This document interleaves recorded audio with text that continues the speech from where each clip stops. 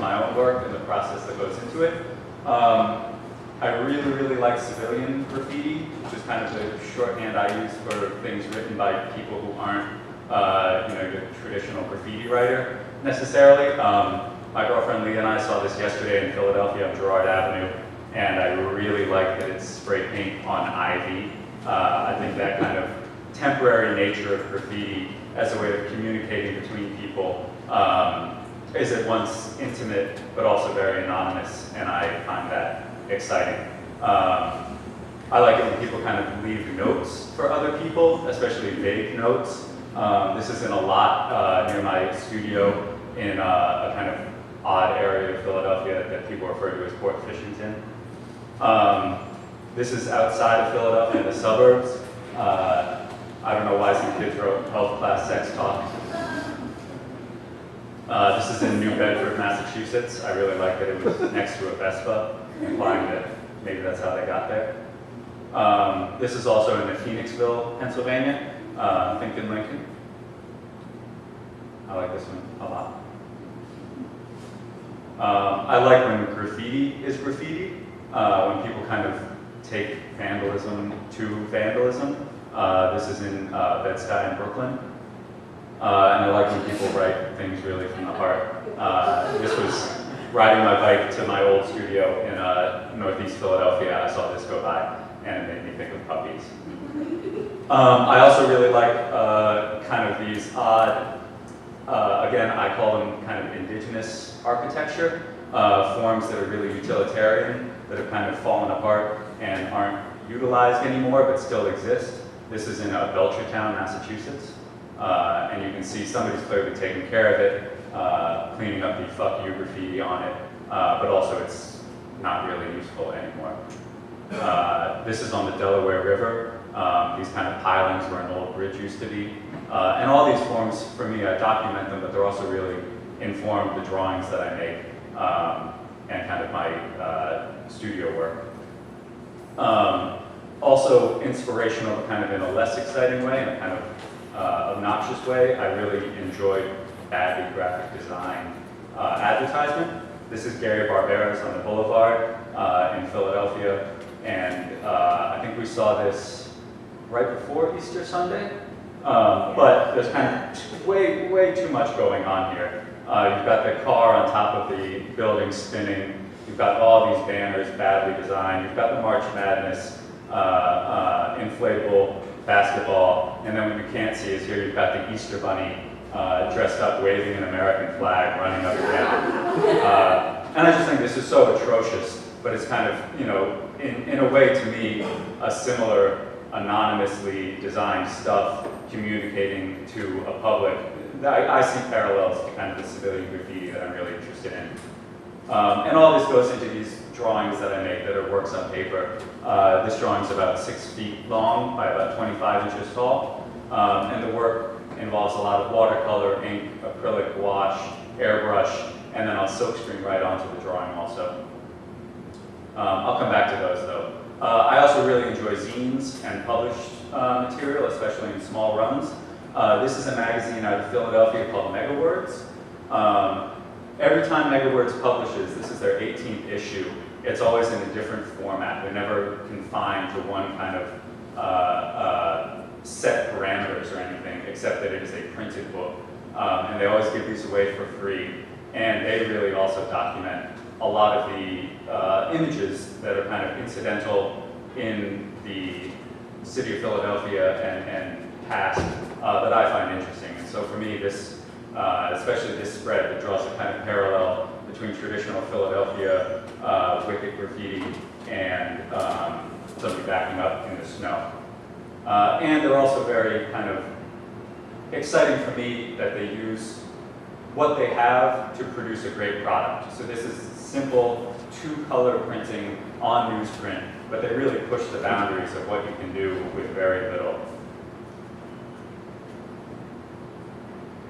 This is an earlier issue of theirs. They don't exclusively investigate Philadelphia, but they, I think this is issue 3, which maybe came out in about 2008, documented a lot of post-Katrina markings that look like graffiti and in a lot of ways are graffiti, but also communicate a very specific set of information and document things they see around town. And for me, a lot of this goes back to Ed Ruscha's artist books, which I really enjoy. This is Ruscha looking at every building on the Sunset Strip. And for those of you who don't know, he kind of produced this series of simply titled artist books that the title pretty much says it all. So kind of drawing direct inspiration from that, I started producing a zine of my own called Of Note that simply collects a collection of images that I find interesting. Issue 1 was simply vans in the snow, and it's all pictures of vans in the snow. Issue 2 was images of Philadelphia within the city of Philadelphia. And I like these kind of, again, bad murals that aren't sanctioned by the mural arts program, are kind of really just painted kind of poorly, but in a way is really a city's portrait of itself. These are a little bit hard to see, but my goal with these is each issue is a single 11 by 17 sheet folded in quarters, and I just kind of give them away for free. So I brought a stack, and if you want some, come and see me at the end. So this is a close-up of one of the murals in the Philly issue. And I like that, it's kind of gone past this person painting a bad mural to people graffitiing on it and adding their own to their own city. This is in Northeast Philadelphia, cleaned up graffiti, but cleaned up in a way that's very colorful. This is a van on Torresdale Avenue in Philadelphia. And again, it's these kind of multiple layers of interaction. You've got somebody tagging the truck, and then somebody cleaning it up, somebody writing on it again, somebody cleaning it up again. And each one kind of layers, and it becomes this interaction that is never really well done. I don't know why you clean up graffiti like this. I think it looks worse. But this is really interesting to me. This is a piece in Miami that I guess originally was done by Josh, who was a studio assistant to Barry McGee. And he just kind of does these huge tags on the side of buildings, but I like that windows were put right through this one. So back to some zines and some publishing that I really enjoy, and this idea of combining your art with the things that you document around you. This is a Barry McGee zine called Larceny. And for me, Barry McGee's been an exciting artist since high school, and I think it's kind of sad how much he's been lumped in with a lot of boring street art. But to me, he's really still an exciting artist. And so he collects these documents that he uses as reference, and they really become objects in themselves in these Xerox and silkscreen zines, which are really exciting for me. And I think one of the things I also really enjoy about the zine format is it is a affordable and approachable way to have kind of a big deal artist's piece in your flat files. This is work by John Devola, who I kind of only recently discovered, but he's been around for a long time. This is from his Zuma series, which was done in the 1970s outside of Los Angeles. And so Devola would go into these kind of abandoned, burnt-out beach properties and spray paint all over them, and then photograph himself tossing a book into the frame of the photograph and snap it at the minute when it's starting to fall. And somebody described these in a really interesting way as this kind of melding of painting, of performance, of photography into really its own kind of new genre of work. It really crosses a number of disciplines, and that to me is really, really exciting. This is more of his work. I saw these in New York, and I thought they were done by some 25-year-old, but they aren't, and that's even more exciting to me. In this vein of people kind of intervening with their environment around them, this is a tree in North Philadelphia that's kind of been graffitied with chewing gum. And I also really like murals, especially ones that aren't sanctioned by mural arts, which is the kind of dominant force in Philadelphia, murals sanctioned by the city. These kind of abstract, not really that well composed, but interesting images. This one's on Germantown Avenue. Bridge in Mount Airy, Philadelphia, just kind of painted this atrocious, nonsensical color scheme. But that's attractive to me. This idea that somebody went out and really personalized this bridge, maybe with permission, maybe not, but just went ahead and painted it. I really love these triangles up above. That clearly was an advertisement or a facade for some store, but that rationale is lost, and there's really no reason why they should be here. And so they've kind of fallen into this beautiful abstract mural. This is inside of an abandoned building on Chestnut Street in Philadelphia. Clearly at one point these bars of color probably made a lot of sense, and now they just look kind of crazy. The store's been burnt out for years. It's been sitting there vacant as long as I can remember. So back to my kind of studio work, I've been sort of trying to incorporate these murals and this civilian graffiti into my drawings. Again, hinting at a creator, hinting at the hand of a person very clearly personally interacting with the space, but anonymously. This is a detail of a large drawing.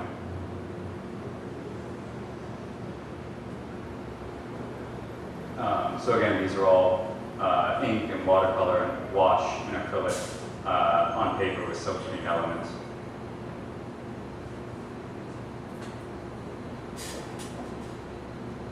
A lot of kind of my initial interest in printmaking and in zine making came when I was a student at the Rhode Island School of Design in Providence, and I was there from '99 to 2003. And at that point, it was kind of the height and end of a place called Fort Thunder, which has kind of gone on to become this almost legendary, larger-than-life space that was known for noise performances and wrestling matches and rock and roll shows, and a really strong printmaking tradition. So this is a zine called National Waste by Leif Goldberg. And for me, this is the first time I started to see transparent colors and silkscreening really layering up to create a more interesting effect than strictly this opaque color is this color, this one is this, overprinted with black, call it a day. Using 3-4 colors very effectively to not do a CMYK print, but to do something that's really important that it's screen printed. This is a Brian Chippendale comic. The cover of it, it's called Ninja.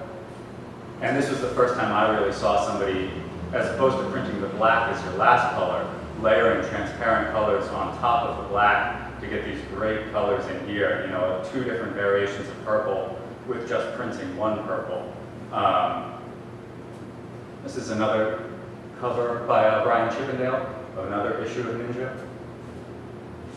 And the detail of that, and you can see just this layering of transparent inks that's really simple. The registration can be off by a whole lot, but you come out with this beautiful, beautiful product. And to me, that idea of figuring out, okay, I'm doing at-home silk screening, I can't register it perfect, how can I take advantage of that, was also always very exciting. Somewhere in there too, I became attracted to screen print over pre-printed materials. So this underneath is a print by Dan Murphy, who's half of the Megawords duo, overprinted by Isaac Lynn with these transparent colors.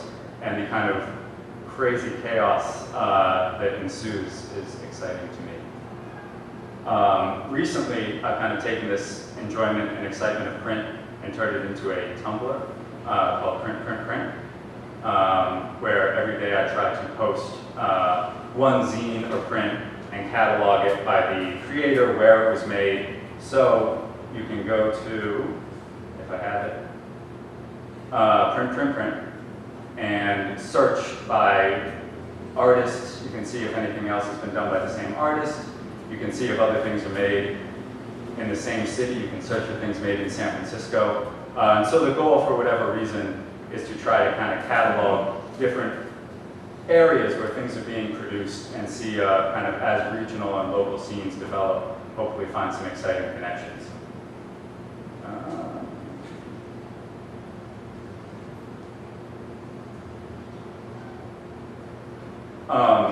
So from this kind of attraction to screen printing and printing over pre-printed materials, a couple of years ago I started a body of work that was on top of appropriated book pages from coffee table books of major American cities. And so I'll take these kind of bland, anonymous aerial images that are intended as souvenirs, you know, say when you visit San Francisco or New York, and I'll mask out certain buildings and then silkscreen over it. So initially I'll do a rainbow roll, kind of a split palette from an opaque blue to a kind of more transparent blue.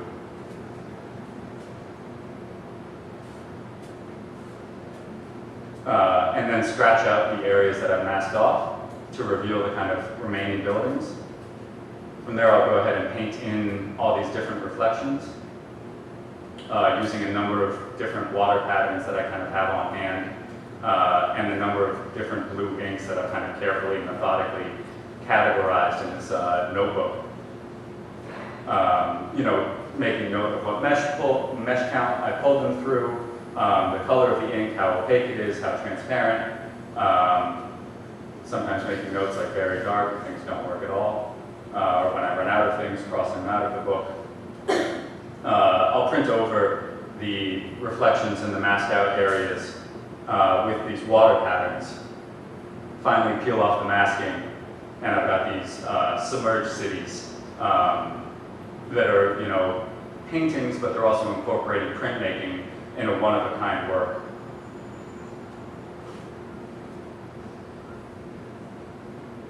I think this one was in a show downstairs a while ago. And then as an extension of that body of work, I was, you know, watching an old James Bond movie. And I don't know if anybody's ever seen these kind of 60s movies where they're filming during the day, but they just put a blue gel over the camera and it's supposed to be night. I always thought that looked absolutely ridiculous, but gave this kind of eerie quality that I found really attractive.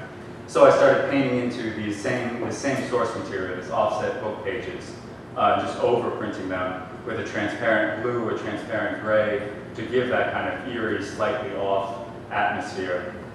And then again, masking out all the buildings and numbering them to know which ones to remove first and then last. And then going in with an airbrush and adding this kind of foggy mist to the whole thing.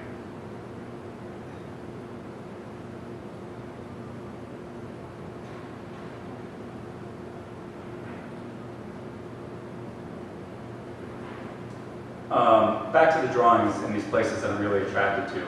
This is off Cottman Avenue in Northeast Philadelphia, and I just love this intersection because it's such a shit show of murals, of railroad trestles, of, you know, billboards that haven't been used in years, but graffiti added to them, and it's all these hints of people being there, but nobody in sight. This, you know, intersection is totally abandoned all the time. It's just cars rushing by, but it's clear that there have been people there. This is another one in North New Jersey that I find really interesting. I really like it when people clearly take a lot of time to get a professional awning made for their shop and then write what their shop is in spray paint next door. Or write Jerry's shop on the second floor of an abandoned building. Don't park on the sidewalk. You know, this way of communicating that really doesn't make any sense, but somebody thought would be inviting at some point. I'm also really interested back to this indigenous architecture.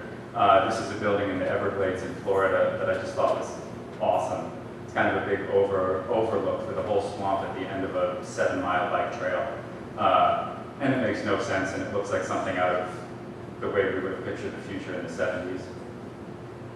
People carving their names into trees is at once tragic for the tree, but it looks pretty awesome. God is gay. Sean's seat. And so I really like this idea that Sean sat there one night and somebody had a can of spray paint, they wrote Sean's seat on it, and who knows how long ago, but now this is forever Sean's seat. So all these images I kind of collect and I keep in a notebook for kind of reference when I'm making my own drawings. Just, you know, images that as the drawings come together, they aren't depictions of a specific place, but they're really conglomerations of things I've seen, things I've made up, things I've tweaked. And I try to keep track of it all in kind of my own personal Tumblr that I didn't share with anybody. but it quickly devolved into Batman memorabilia on auction sites that I wanted to look at later. So from there, the work develops into these sketches in this really beautiful sketchbook I have. Just kind of two-tone sketches that are pretty loose, that kind of don't really, just real loose compositionally. From there, I also make lots of notes on technique in the notebook to keep track of. From there, the work turns into these kind of smaller, to-scale sketches that are a little bit more detailed, but again, don't take more than a day or two to work on. Some of the longer ones, the sketches become quite involved. So, back to the Barberas on the Boulevard. After seeing this, I was working on a piece for a show in Boston, and I was really into these kind of bad advertisements. So I found the back page of the Sunday paper that had an equally poorly designed spread for Barberas on the Boulevard. And I started kind of cutting out pieces from the newspaper that then I scanned into the computer. And for a lot of the printed areas that I use in my drawings, I'm excited for them to be different than the work I could do by hand. That's why I silkscreen them. I put them in there so it isn't just me drawing everything. This really allows a delineation or a differentiation in printed work and drawn work. So I'll go ahead and trace the shape that I want to silkscreen onto, create a positive from that, burn a screen for it, and then print it right onto these large drawings. I'll mask out big areas, and then you kind of have one shot to screen print it right on the piece. And for me, I don't know why that's so important. I could probably collage it on, but there's something about, again, that printed, using printmaking, which is something that has always attracted to me in one-of-a-kind works, I really like. So this is a detail of a lot of the scanned-in newspaper elements in a large drawing. This measures total about 12 feet long by 50 inches tall.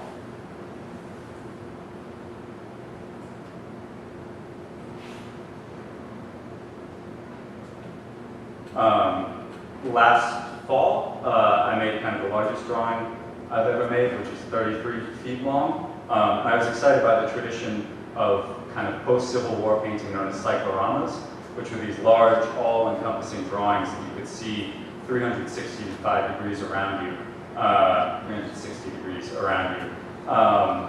And you would walk into them, and the idea is that you can't take this scene in one look. It really envelops your peripheral vision and allows you to really enter a scene. So this was my attempt at evoking that tradition.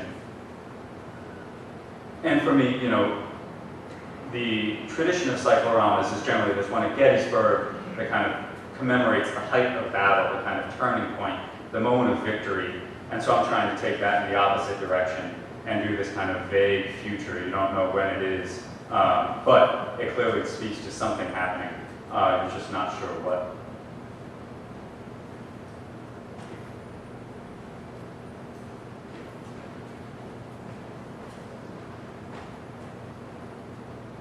And this is the one shot I have of anybody in the cyclorama and nobody's looking at it, which is a little frustrating. For another issue of note recently, which is my free theme zine, I was really attracted to fluorescent lights in various places, kind of not in a band-related way, but in an industrial usage way. The kind of different colors that they take, the different ways they really activate the space. So of note 7 was dedicated to fluorescent lights. So this is a piece I recently had at Extra Extra, which was an artist-run space that just closed in Philadelphia. And I decided to kind of throw some fluorescent lights in there, in addition to these flooded cityscapes over printed book pages, along with some plants. And I don't really know where this is going, but I was really, really excited about it. I don't know how successful it is, but I think it's something that I want to pursue. I really love this sign. This is in Baltimore, a strong piece of pizza. So kind of the last image I'm going to show next is, I think a lot of the times I make realistic drawings. I make, you know, works on paper that take a really long time, that are really labor intensive. And sometimes I get frustrated that they don't kind of fit in with this trend of young abstract painting that I find really exciting, but I just don't do. But a couple months ago, I took the toaster tray out of my toaster, and my roommate had been making a lot of pizza bagels, and this is what came out, and I kind of thought it looked awesome. So that's my nod to contemporary young abstract painting. That's it. Thank you.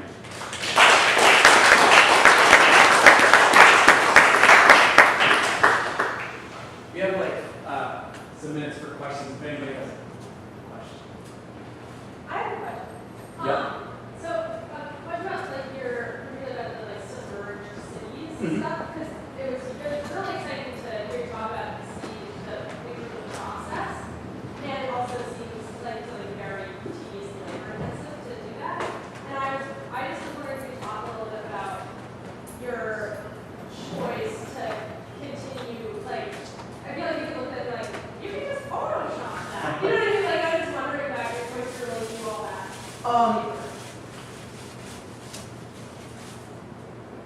I think a lot of it's just stubbornness. I just enjoy silk screening on them. I get frustrated when printmaking, and I don't consider myself a printmaker necessarily, but I get frustrated when printmaking is just kind of used as a way to reproduce things, as opposed to used appropriately, because the only way this could be done is as a print. So yes, I could do them digitally, but they were inspired by silk screening. They were inspired by,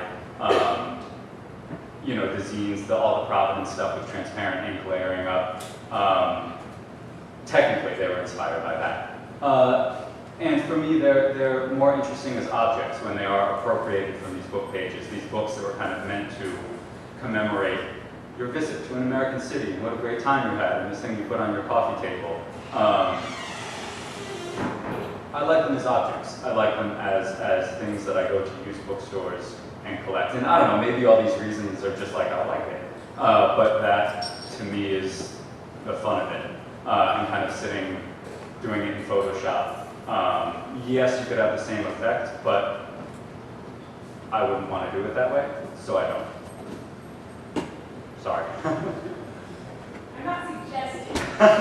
Well, no, and I guess it has been a frustration that there have been a couple of times when I've sent those pieces to shows framed, and you know, people write an email, oh, I got your digital print today. I'm like, oh no, it's not. I look at the materials list. Yeah. Anybody else? Can I ask another question? Yeah.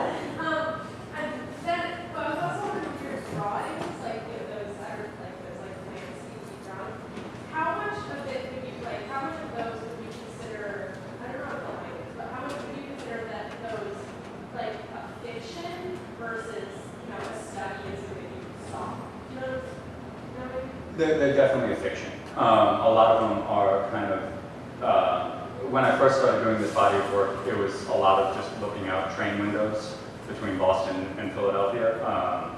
Just kind of that great northeast corridor of forgotten industry, and taking that kind of one step further and thinking, okay, maybe this isn't just the backside of the railroad tracks. What if this kind of extends to larger areas? So again, there's a lot of research and a lot of reference that goes into it. But very rarely am I looking at one photo and drawing it. It's always very inspirational, and then I need to figure out what a car looks like upside down. So I go to my file, car upside down, or Google image search car upside down. So in that sense, a lot enters into it that is real and is referenced, but on the whole, compositions are never directly, painting plein air, looking at it in front of me.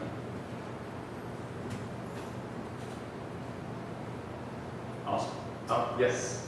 Do you tag your I used to. I used to write a lot of graffiti in Boston. And then I started doing some kind of, what I thought at the time was innovative street art.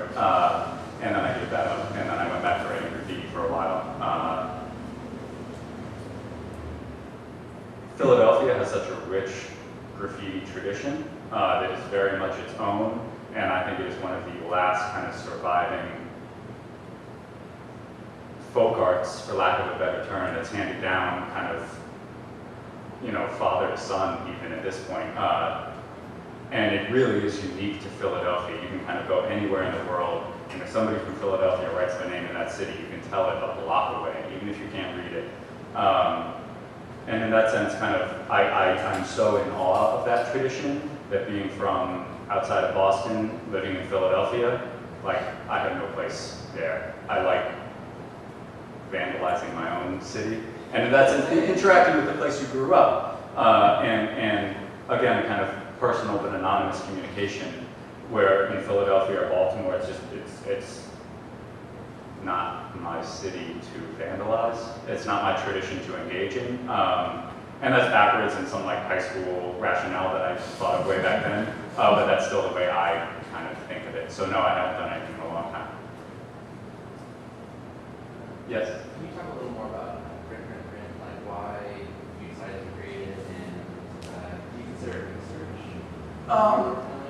So in November last year, I went to the University of Kansas to give a talk, and part of the time while I was out there was pulling things from their museum, from their art museum, prints and works on paper from their museum, and they just had this awesome online resource where you could search by name, you could search by medium, and I had such a good time just kind of nerding out over this online resource of everything they had, that I thought, oh, like, it's a little self-important to think like my collection's just as good, but I wanted to put something out there that potentially and eventually is something similar, where you can say, oh, I really like this zine by this artist, let me see what else they've made, or what's made in the same city, and discover kind of new things. I didn't realize one of the limitations of Tumblr is you can only search one tag at a time. I thought you were going to be able to cross-reference a little bit more, and they don't support that yet, which I only found out after like doing it for a month and putting a lot of work into it. So in that sense, it isn't as functional as I would have liked. And it's also still very much just stuff I have, zines that I've kind of collected. And in that sense, I'm excited that I feel some ownership over these things and feel a very personal connection to them, but it is by no means a overarching survey of every zine ever silk-screened or every zine made in Providence. I don't know, I don't quite know where it's going. I'm not entirely sure why I'm keeping it up, because it's kind of taking a lot more work than I thought it was going to, but I'm pretty excited about it. Yeah, so if people are on Tumblr, it's printx3.tumblr.com. Anybody else? Awesome. Thank you guys very much.